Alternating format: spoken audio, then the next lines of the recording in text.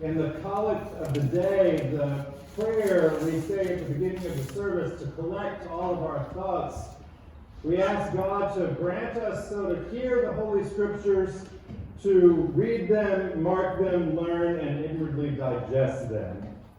Some, as you know, are easier to digest than others. This section from Luke's Gospel this morning, when Jesus goes into this apocalyptic discourse with the disciples, is pretty hard for me to digest. Maybe you find it scary. The last time I read it, I found it pretty anxiety-provoking. It was 3 years ago, right after our last presidential election. Some people thought the world was coming to an end then, but we are still here. Amen. But this year, I found comfort in Jesus' words to his followers in the midst of this glorious temple.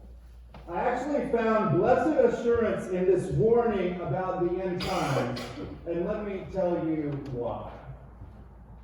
At 4:30 a.m. on Wednesday morning, I received a phone call from Craig Hart, our building manager. He knows every wire and pipe and crack in the plaster and leak in the roof in this building of ours. He has spent most of his life here. He had gotten the phone call that the fire alarm was going off at the church. 2 smoke detectors, but we didn't know which ones, and he was, well, ideally for him, in Ocean City.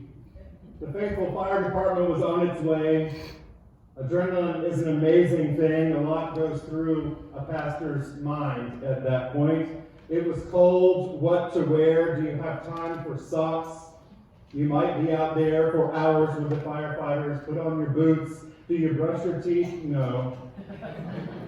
A hat? Well, you might have to deal with neighbors and TV cameras. Put on a decent hat, not one with one of your inappropriate sayings or presidential logos. Make sure you have your keys and probably grab a Diet Coke on the way. And in under 8 minutes, I was here from my bed. It's a 2.4-mile drive. My phone says it should take you 6 minutes. You do the math. A lot goes through your mind. My heart was racing when I came over, kind of that break on York Road heading south. Would I see every flashing light imaginable? But I screeched in the parking lot and nothing. All was dark. I thought I would at least find the fire department, but evidently they had already come and gone. I walked in and the alarm panel said, "System all normal." I walked through the day school just to be safe. No smoke. Not a creature was stirring, not even our mouse. And so I drove home and tried to get back to bed, but the adrenaline was already out of the bottle.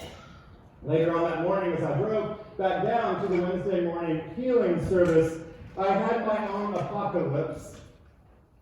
Maybe you already know that the word apocalypse means revelation. As in that moment you're looking at something you have looked at half your life and suddenly you see it for the first time. Whether it is the sun coming up through the trees across the street from your house, or the sorrow in your neighbor's eyes, or your own face looking back at you in the mirror. Revelation is the moment when you see through, see into, see beyond what is going on to what is really going on. Not because you're some kind of genius, but because God decided to finally let you, and you happen to be paying attention this time. That's what an apocalypse is. And the revelation I had was that this building, as much as I love it, and as much time as I spend in it, and as many holy happenings as have taken place here, and as many people that come through the doors every week, this building doesn't matter. As I drove or flew or was carried down here by angels before sunrise on Wednesday morning, it never crossed my mind to think of what I might run into this building to save before fire destroyed it. Not a thing, not a brass candlestick, not a picture, not a computer, not a church register, not a checkbook, because I knew all of you were at home asleep, and you are the church. The revelation I had was that none of this matters.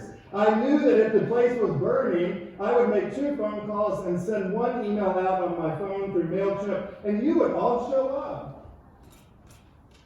I had thoughts of moving our offices temporarily next door and a tent outside this morning with David playing on some borrowed synthesizer and Joyce bringing a beautiful flower arrangement and Lee and Janet grabbing bagels and coffee from Panera. I saw our neighbors coming from north and south and east and west, and all of a sudden I realized if it happened, it would just be another opportunity for us to testify. That is a pretty amazing revelation for a pastor to have, and I'm so grateful. I'm grateful the church did not burn down Wednesday night. It would just be a pain. But I had a blessed assurance that if it had, I'd still be preaching this morning, and you'd still be here giving thanks and praying, breaking bread, sharing the peace together, and looking forward, looking out into the vineyard for the next thing. Now maybe you look around you and see scary signs of the end of the world. It is not hard to find some. Maybe Jesus really is right around the corner. Well, I can testify to you that he is. These are apocalyptic times in the sense that God is still choosing to show up in you, in me, and in some people we have yet to encounter, and some strangers that we've probably been afraid to encounter. And through you and me and friends we have yet to meet, God is still doing a new thing. God continues to build and rebuild and bring us back home time and time and time again. God rebuilds for us every time and points us into a freshly planted vineyard with new opportunities. We will be blessed and our children's children will prosper in these times, even in these times, in the midst of chaos.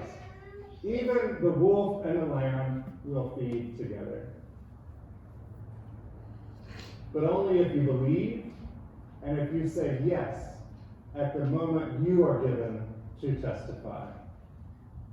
If you believe in God who loved us even enough to come among us, who lived and died and rose again to show us that death is simply an experience, not a finality.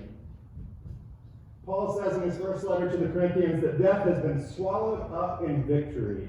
If you believe that and believe that that is what Jesus came to do, if you believe in the power of community and not in the power of the building, there really can be and there really is a new heaven and a new earth. Forget the former things of yesterday and be glad. The alarm has reset. The system is all normal. God is all normal. God is still apocalypsing this very morning, revealing glory all over the place. Blessed assurance. Cry aloud, inhabitants of Baltimore, ring out your joy, for the great one in the midst of you is the Holy One of Israel. Jesus is mine, and yours, and yours, and yours. And Jesus has come, surely, to save us. Amen.